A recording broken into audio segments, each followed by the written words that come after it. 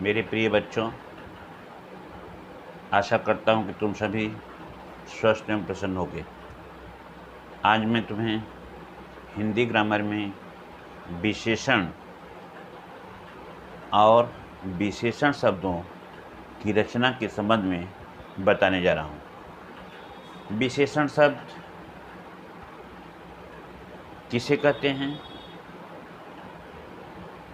विशेषण शब्द का प्रयोग कहाँ होता है, कैसे होता है, किन किन रूपों में होता है, मैं उन सभी के विषय में आज तुम्हें इस वीडियो विशेषण शब्दों की रचना में व्याख्या रूप में बताऊंगा। लेकिन इससे पहले हम तुम्हें संक्षिप्त में विशेषण किसे कहते हैं उसे मैं बताना चाहता हूँ। विशेषण संज्ञा शब्द अथवा सर्वनाम शब्द की विशेषता बताती है, या तुम कह सकते हो वे शब्द जो संज्ञा तथा सर्वनाम की विशेषता बताते हैं उन्हें विशेषण कहते हैं। जैसे अच्छा, बुरा, काला, नीला, पीला इत्यादि। विशेषण के 4 भेद हैं: गुणवाचक विशेषण, संख्यावाचक विशेषण, परिमाणवाचक विशेषण तथा सार्वनामिक विशेषण। सबसे पहले तुम्हें मैं गुणवाचक विशेषण के विषय में बताने जा रहा हूँ। वे विशेषण शब्द जो किसी संज्ञा अथवा सर्वनाम के गुण या दोष, आकार, प्रकार, रूप, रंग, स्वाद, स्थिति, ध्वनि तथा दिशा आदि के रूप में बताते हैं। जैसे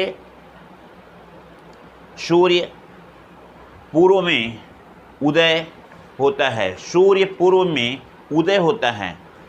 ध्यान देना, पूर्व शब्द विशेषण शब्द है जो सूर्य के उदय होने की विशेषता को बताता है। यहाँ उदय होना क्रिया है। मोहन एक अच्छा लड़का है। अच्छा शब्द मोहन के लिए किया गया है, अर्थात यहाँ पे संज्ञा की विशेषता बताई जा रही है। मोहन संज्ञा है और संज्ञा की विशेषता बताई जाती है। तो इस तरह से तुम्हें मैंने बताया कि किसी व्यक्ति, वस्तु, स्थान, या तुम पूर्ण रूप से कह सकते हो संज्ञा या सर्वनाम की विशेषता बताने वाले शब्दों को विशेषण कहते हैं। फूल का रंग सुंदर है। यहाँ फूल एक वस्तु है और सुंदर उसकी विशेषता है। तो इस तरह से हमने तुम्हें गुणवाचक विशेषण के विषय में बताया। अब दूसरा है संख्यावाचक विशेषण। ध्यान देना, संख्यावाचक विशेषण यहाँ पे है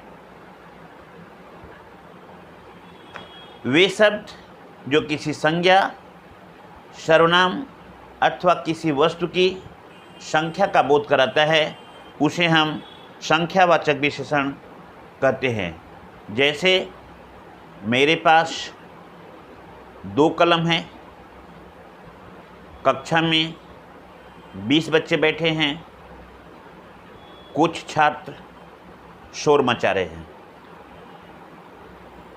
ध्यान देना, यहाँ पे मैंने 5 शब्द का प्रयोग किया है जो संख्या है, 20 शब्द का प्रयोग किया, ये भी संख्या है। कुछ बच्चे, यहाँ बच्चों की संख्या नहीं दी जा रही है लेकिन संख्या है, कुछ बच्चे मतलब संख्या है। इस तरह से यह संख्यावाचक विशेषण है। संख्यावाचक विशेषण के 2 भेद हैं: निश्चित संख्या, अनिश्चित संख्या। यदि हम कहते हैं मेरे पास 5 केले हैं तो निश्चित है कि मेरे पास 5 केले हैं। कक्षा में कुछ बच्चे शोर मचाते हैं। यहाँ पे कुछ शब्द संख्या को निश्चित नहीं बताती है। इस तरह से यह अनिश्चित संख्यावाचक विशेषण हुआ। अब मैं तीसरे विशेषण के रूप में ले चल रहा हूँ तुम लोगों को, जो कि परिमाणवाचक विशेषण है। परिमाणवाचक विशेषण जो किसी वस्तु की मात्रा को इंगित करता है। यहाँ पे मात्रा कई तरह से हो सकते हैं, जैसे मीटर के लिए, लीटर के लिए या ग्राम के लिए। ये तीनों मात्रा का बोध कराते हैं। मेरे पास 2 मीटर कपड़े हैं, मैंने 2 लीटर दूध खरीदा, या यहाँ से दिल्ली की दूरी 1300 किलोमीटर दूर है। तो इस तरह से ये जितने भी तुमने देखा, ये सब के सब परिमाणवाचक विशेषण को इंगित करता है। तो चाहे किलोमीटर हो, चाहे किलोग्राम हो, चाहे मीटर हो, या तुम्हारा जो है लीटर हो, यहाँ पे भी परिमाणवाचक विशेषण को 2 भागों में बांटा गया है। परिमाणवाचक विशेषण को 2 भागों में बांटा गया है, निश्चित परिमाण, अनिश्चित परिमाण। अगर मैंने कहा मैं 2 किलो चीनी खरीदा, यह हमारा निश्चित संख्या का बोध कराता है। यदि मैंने कहा मैं थोड़ा सा चावल खाता हूँ, तो यह भी संख्या का बोध कराता है, लेकिन कितना चावल खाता हूँ परिमाण या मात्रा का बोध नहीं होता है। इस तरह से यह अनिश्चित परिमाणवाचक विशेषण कहलाता है। ये बात अब यहीं पे छोड़ करके हम लास्ट वाले में चल रहे हैं, जो चौथा विशेषण है सार्वनामिक विशेषण। क्योंकि मैं विशेषण के विषय में विस्तृत व्याख्या मैं इस वीडियो के पहले विशेषण को बता चुका हूँ, तुम उसे देख सकते हो इसके पहले वाले वीडियो में। तो ध्यान देना, ये ग्रामर का चल रहा है इस समय, तो मैं ग्रामर में इस समय चौथा विशेषण, जिसे हम सार्वनामिक विशेषण करते हैं, बताने जा रहा हूँ। वह विशेषण जो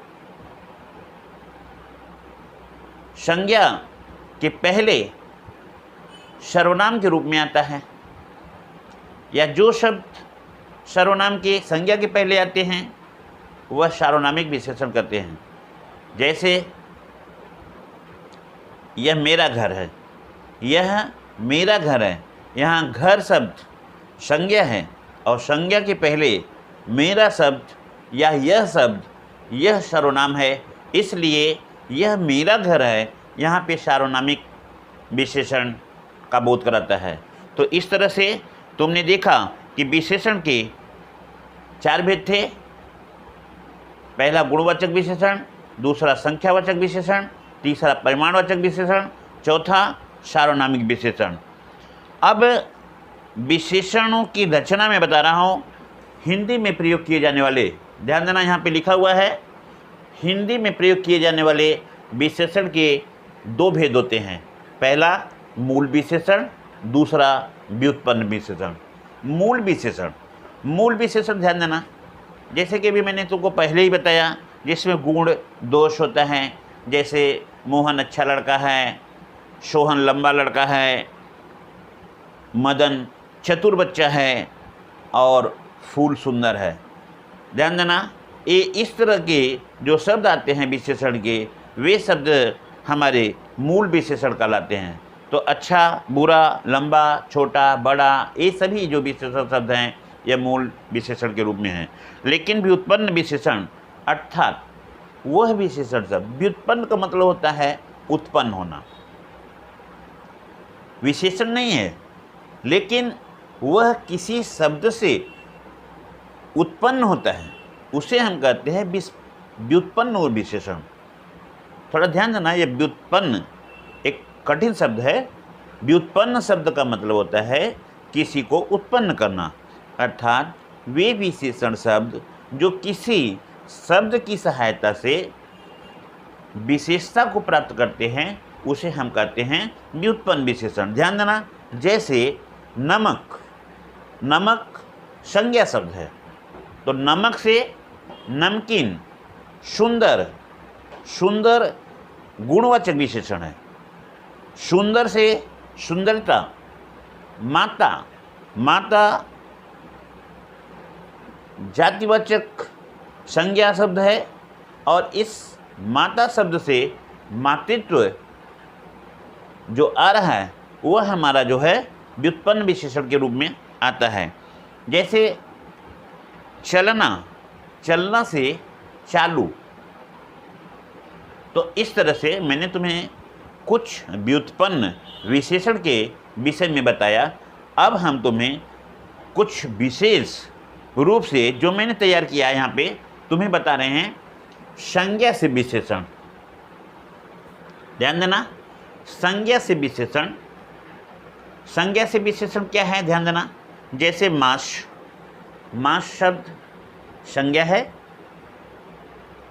तो मास से मासिक, दिन से दैनिक, सप्ताह से साप्ताहिक, सेना से सैनिक, ग्राम से ग्रामीण, विज्ञान से वैज्ञानिक, राष्ट्र से राष्ट्रीय, भारत से भारतीय, शूर से सुरीला, देश से देसी। थोड़ा सा आगे और देखेंगे। रंग संज्ञा शब्द है, रंग से रंगीन, नमक से नमकीन, नव से नवीन, नव माने नया, पुराण से पौराणिक, चमक, चमक से चमकीला, रसिक से रसीला, कांटा से कटीला, स्थान से स्थानीय, हर्ष से हर्षित, विकास से विकसित। ये जितने भी शब्द मैंने तुम्हें दिखाया या बताया, ये सभी शब्द संज्ञा से विशेषण शब्द को प्राप्त हुए हैं। अब मैं तुम्हें कुछ शब्द उदाहरण के रूप में सर्वनाम से विशेषण के रूप में बताने चल रहा हूँ। ध्यान से देखो और सुनो। सर्वनाम से विशेषण: वह, वैसा, जो, जैसा, कौन, कैसा, मैं, मुझसे, यह, ऐसा, तुम, तुम्हारा, हम, हमारा, वह, उसका, आप, आपसी। ये जितने भी शब्द मैंने दिखाया या बताया, ये सभी शब्द सर्वनाम से विशेषण की तरफ संकेत करते हैं। कुछ ऐसे भी शब्द होते हैं जो संज्ञा या सर्वनाम को छोड़ करके क्रिया से विशेषण की तरफ संकेत करते हैं या क्रिया से विशेषण को प्राप्त हैं। जैसे बेचना शब्द, बेचना शब्द या बिक्री, यह क्रिया शब्द है। अब बेचना से शब्द क्या बनेगा विशेषण का? बिकाऊं। जैसे यह मकान बिकाऊं है, यहाँ पे मकान संज्ञा हुआ, बिकाऊं शब्द विशेषण हुआ जो बेचने शब्द से बना हुआ है। तो इस तरह से बेचने शब्द से बिकाऊं शब्द की व्युत्पत्ति हुई है, जो विशेषण के रूप में हम बता रहे हैं। अब इसी तरह से टिकना से टिकाऊं, कमाना से कमाऊं, चोरी से चोर, लड़ना से लड़ाकू, मरना से मरियल, भूलना से भुलक्कड़ तथा सड़ना से सड़िय शब्द की उत्पत्ति हुई है। तो तुमने देख लिया संज्ञा से विशेषण, सर्वनाम से विशेषण और क्रिया से विशेषण। अब तुम्हें मैं अव्यय से विशेषण बताऊंगा। अव्यय से विशेषण, ध्यान देना। अव्यय, अब तुम बोलोगे सर अव्यय क्या होता है, तो ध्यान देना अव्यय शब्द किसे कहते हैं? वे शब्द जो संज्ञा, सर्वनाम तथा क्रिया के रूप में कभी परिवर्तित नहीं होते हैं। अर्थात वे शब्द जो कभी परिवर्तित नहीं होते हैं, जो कि त्यों होते हैं, उन्हें हम अव्यय कहते हैं। जैसे धीरे धीरे, आगे आगे, पीछे पीछे या प्रतिमास, प्रतिवर्ष, ये सभी शब्द हमारे अव्यय के शब्द हैं। अब मैं तुम्हें अव्यय से विशेषण बने हुए शब्दों को दिखाने जा रहा हूँ। ध्यान से सुनना मेरी बात और थोड़ा मेरे पेज की तरफ देखना। अव्यय से विशेषण: भीतर, भीतर से भीतरी, बाहर से बाहरी, दिन से दैनिक, ऊपर से ऊपरी, नीचे से निचला, सतह से सतही, इस तरह से जो भी शब्द बने हैं तुम्हारे, वह अव्यय से विशेषण शब्द को बताते हैं। इस तरह से तुमने आज विशेषण तथा विशेषण शब्दों की रचना को देखा है। मुझे आशा है कि तुम विशेषण और विशेषण शब्दों की रचना को समझे होगे। मैं इसका एक बार अपने वीडियो में इसे भेज भी दूंगा और तुम उसे अपनी कॉपी में नोट कर लेना। लेकिन इस तरह से और भी शब्द तुम्हें विशेषण के रूप में आएंगे और तुम्हें बनाना होगा। कभी कभी वाक्यों के रूप में भी तुम्हें दिया जाता है कि बदल करके दिखाना, तो ध्यान देना कि ये सभी शब्द ऐसे ही है और तुम इस तरह से संज्ञा से विशेषण, सर्वनाम से विशेषण, क्रिया से विशेषण, अव्यय से विशेषण, चाहे तुम डायरेक्ट लिखो या इनडायरेक्ट लिखो या वाक्य में आता है तब लिखो, यदि तुम्हें आता रहेगा तो तुम किसी भी रूप में लिखने के लिए स्वतंत्र रहोगे और तुम लिख सकोगे। तो ठीक है, मैं यहीं पे अपने इस विशेषण शब्दों की रचना को विराम देता हूँ और आशा करता हूँ कि तुम लोगों को समझ में आया होगा। मेरी बातों पे ध्यान देते हुए इसे अपने कॉपी में नोट करना, और मैं चाहता हूँ कि इसे याद भी कर लेना। और अगर तुम लोगों के पास में हिंदी व्याकरण का बुक होगा तो उसे भी देखना। ऐसे मैं तुम्हें हिंदी व्याकरण का बुक बता दे रहा हूँ, ध्यान देना। ICSE सरस हिंदी व्याकरण एवरग्रीन, ये तुम्हारा जो है पब्लिशर है, एक बार फिर से देख लो। ICSE सरस हिंदी व्याकरण, क्लास 9-10 दोनों ही एक रहेगा। संशोधित संस्करण है, नवीन है, एवरग्रीन पब्लिशर है। तो इस बुक को तुम खरीद लेना और अच्छे ढंग से तुम पढ़ाई पे अपने ध्यान देना। अब मैं यहीं पे अपने विराम देता हूँ। तुम सभी को धन्यवाद देता हूँ।